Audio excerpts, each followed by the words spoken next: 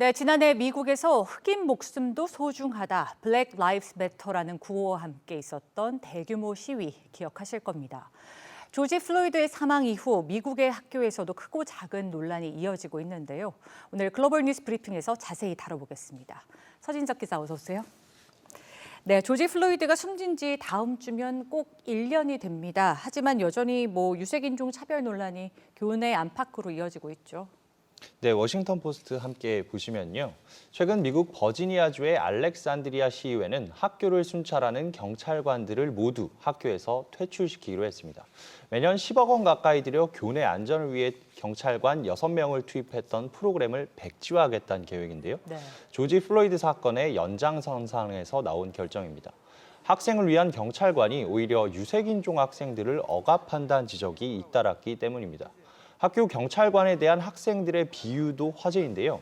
경찰을 학교에서 학생을 감옥으로 실어 나르는 파이프라인이라고 비판하면서 긍정적인 모습보다 부정적인 모습을 강조했습니다. 감옥으로 실어 나르는 파이프라인. 비유도 좀 무시무시한데 실제로 학생들을 경찰관이 이렇게 억압하는 정황들이 좀 많이 포착이 됐나요? 네, 연구 하나 말씀드리면요. 메릴랜드대의 연구진이 히스패닉 등 유색인종이 많은 학교 전국 70여 개를 조사했는데요. 유색인종 학생이 많은 학교, 일반 학교보다 학생을 체포하거나 징계하는 사례가 2배 넘게 많았습니다. 네. 심지어 경찰관을 배치했다고 해서 이렇다 할 범죄 예방 효과도 크게 발견되지 않았고요. 오히려 총기와 마약을 소유했다는 명목으로 학생들을 탄압하는 부작용이 더 컸다는 지적입니다.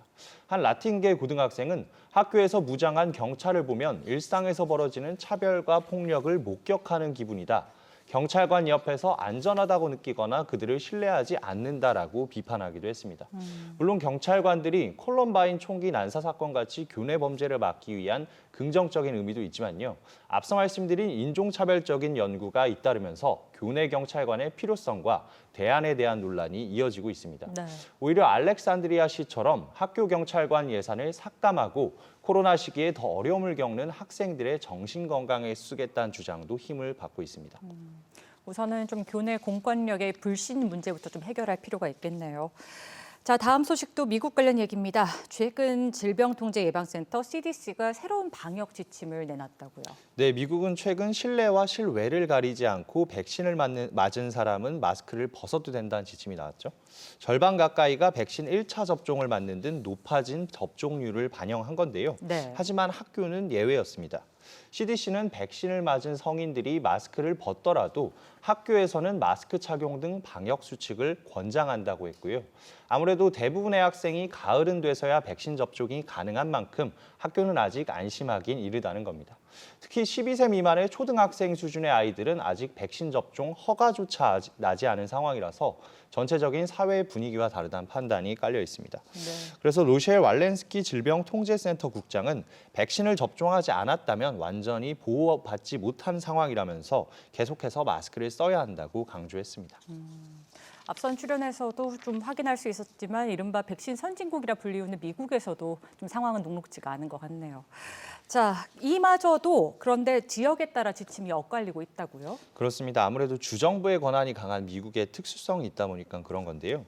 실제로 오리건과 코네티컷 등 일부 주에서는 마스크 착용을 의무화했고요. 네. 텍사스주 오스틴에서도 백신 접종 현황을 추적하기 어렵다며 학기 말까지는 마스크를 쓰도록 했습니다.